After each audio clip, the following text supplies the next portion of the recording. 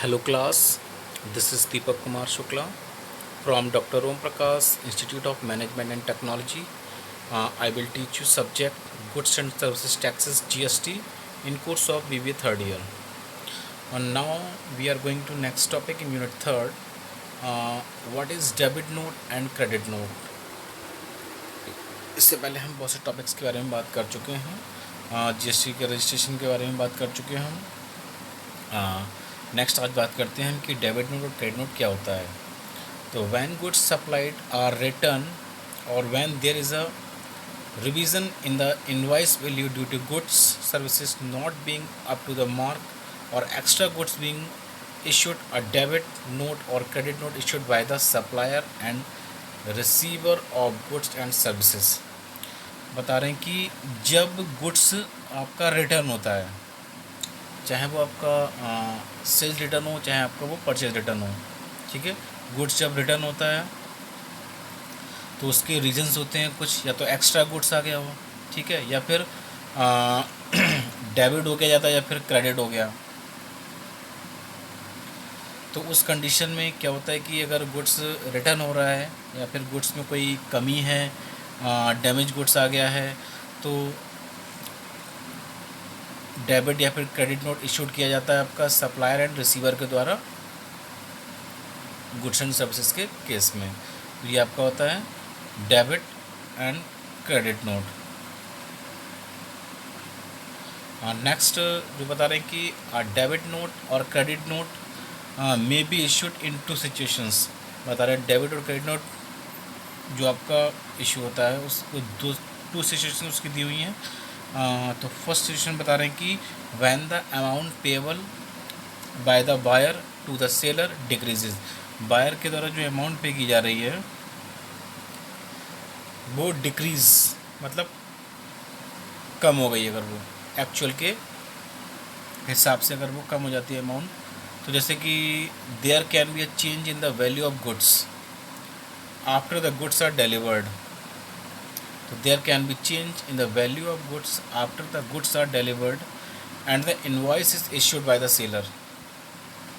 पता नहीं गुड्स की वैल्यू में अगर कोई चेंज है जो इनवॉइस इशू की है सेलर के द्वारा की गई है, this can be due to a return of goods or due to the bad quality of the goods delivered etcetera. या फिर गुड्स रिटर्न हो रहा है जो कि जिसका रीज़न बता रहे हैं कि गुड्स की क्वालिटी वो सही नहीं है, गुड्स रिटर्न हो रहा है। इन this case the value of goods decreases.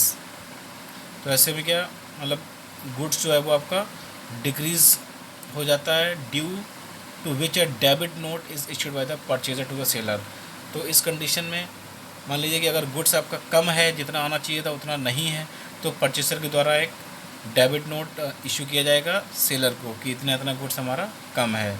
The debit note provide details of the amount of money. Debit note में जो है कि क्या डिटेल्स प्रोवाइड की जाती है, मनी की, जितने मनी की मतलब कि गुड्स की वैल्यू क्या है उस मनी को मतलब कि उसमें मेंशन किया जाता है। Debited from sellers accounts and also state the reason for the same. दूसरा जो कि सेलर्स का अकाउंट डेबिट किया जाता है और उसमें रीज़न बताया जाता है कि किस रीज़न से डेबिट नोट इशू हो रहा है। नेक्स्ट सेकंड बता रहे हैं कि when the amount payable by the buyer to the seller increases. अगर इंक्रीज़ हो जाती है अमाउंट तो भी आपका डेबिट क्रेडिट नोट बनाया जाता है। तो when the value of the invoice increases due to extra goods being delivered or the goods already delivered have been charged at an incorrect value a debit note is required to be issued.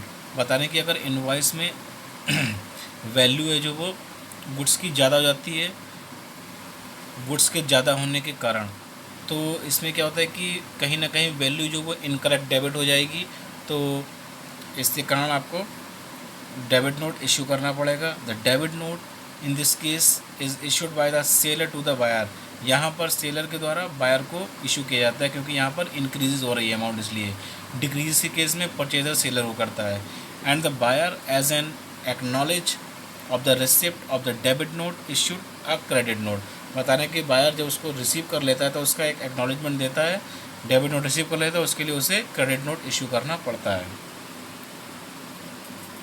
Next जो बात कर रहे हैं कि debit note under GST, तो GST में debit note क्या है आपका, बता रहे हैं कि cases when a debit note is issued to be issued by supplier, बता रहे हैं cases when a debit note is to be issued by supplier, जब सप्लायर के द्वारा डेबिट नोट कब इशू किया जाता है।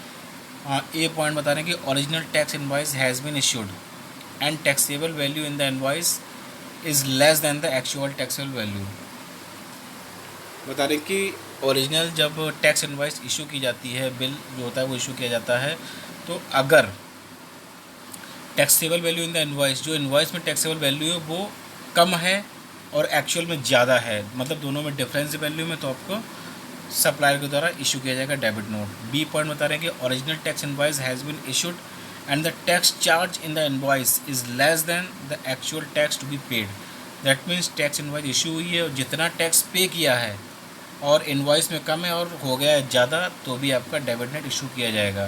नोट बता रहे हैं कि debit note will include a supplementary invoice, debit जो होगा आपका एक सप्लीमेंट्री इनवॉइस होता है, क्योंकि उससे पहले एक इनवॉइस आपकी इशू हो चुकी होती है, तो जो उसका सप्लीमेंट्री होता है।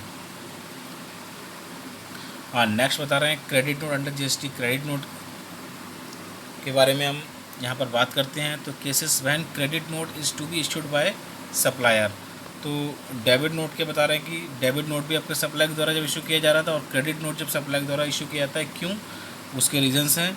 ये पॉइंट बता रहे हैं कि original tax invoice has been issued and the taxable value in the invoice exceed the actual value, बता रहे हैं अगर ओरिजिनल टैक्स इनवॉइस इशू की गई है और एक्चुअल वैल्यू से उसमें ज़्यादा है अगर इनवॉइस में टैक्सेबल वैल्यू, तो सप्लायर के द्वारा इशू किया जाएगा क्रेडिट नोट। बी पॉइंट बता रहे हैं कि original tax invoice has been issued, original tax invoice जब इशू की गई है and tax charge in the invoice exceed actual tax to be paid, मैं जितना टैक्स पे किया है उससे अगर ज़्यादा अमाउंट है इनवॉइस में, तो भी आपको सप्लायर के द्वारा क्रेडिट नोट इशू किया जाएगा।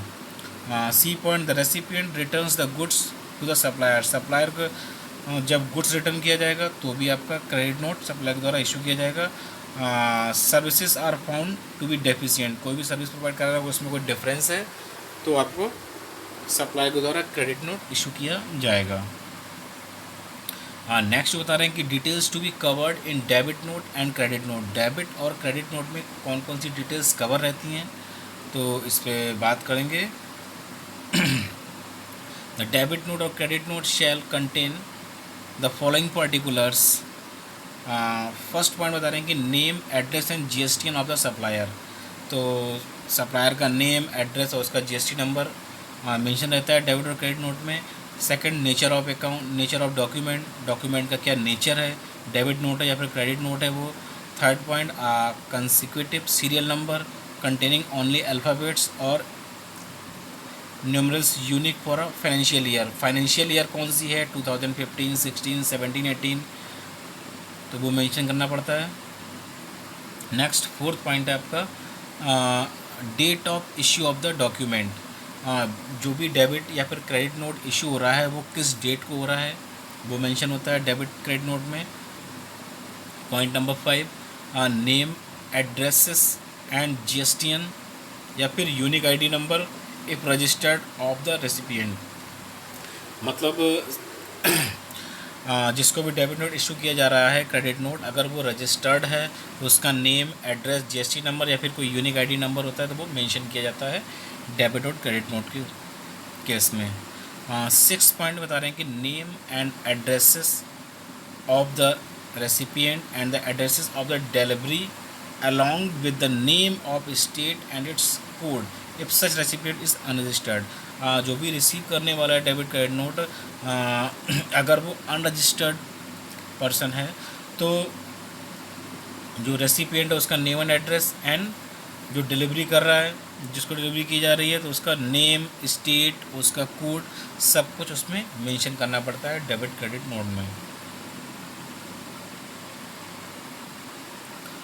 नेक्स्ट जो आपका पॉइंट है 7 पॉइंट बता रहे हैं कि serial number and date of the corresponding tax invoice or as the case may be bill of supply, बता रहे हैं सीरियल नंबर जिस टैक्स इनवॉइस में के लिए डेबिट या फिर क्रेडिट नोट इशू हो रहा है उसकी सीरियल नंबर, सभी इनवॉइस पे सीरियल नंबर होते हैं और उसकी क्या डेट थी उसकी इनवॉइस की, तो ये सारा डेबिट और क्रेडिट नोट पर मेंशन करना पड़ता है। पॉइंट नंबर 8 में बात कर रहे हैं कि टैक्सेबल वैल्यू ऑफ गुड्स और सर्विसेज।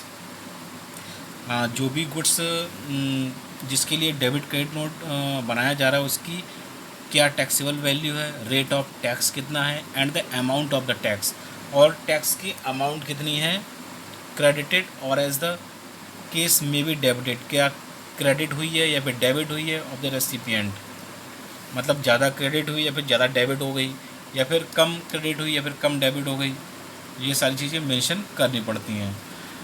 लास्ट पॉइंट में जो बता रहे हैं कि डेबिट क्रेडिट नोट में वही पॉइंट मेंशन किए जाते हैं। लास्ट पॉइंट में बता रहे हैं कि सिग्नेचर और digital signature of the supplier और हिज ऑथराइज रिप्रेजेंटेटिव, जो सप्लायर है जो डेबिट क्रेडिट नोट बना रहा है, सेंड करेगा जो डेबिट क्रेडिट नोट बना रहा है, तो उसके उसमें सिग्नेचर या फिर डिजिटल सिग्नेचर उसके वो किए जाएंगे, या फिर उसकी जगह पे ऑथराइज रिप्रेजेंटेटिव उसका उसके उस पर सिग्नेचर या फिर उसके डिजिटल सिग्नेचर होंगे उस पर। तो डेबिट और क्रेडिट नोट में ये टोटल 9 पॉइंट्स जो है वो कवर किए जाते हैं। जब डेबिट और क्रेडिट नोट बनाया जाता है तो इन 9 पॉइंट्स को मेंशन किया जाता है। तो ये टॉपिक आपका कंप्लीट हो गया है। नेक्स्ट टॉपिक पे नेक्स्ट क्लास में बात करते हैं। Okay, thank you class.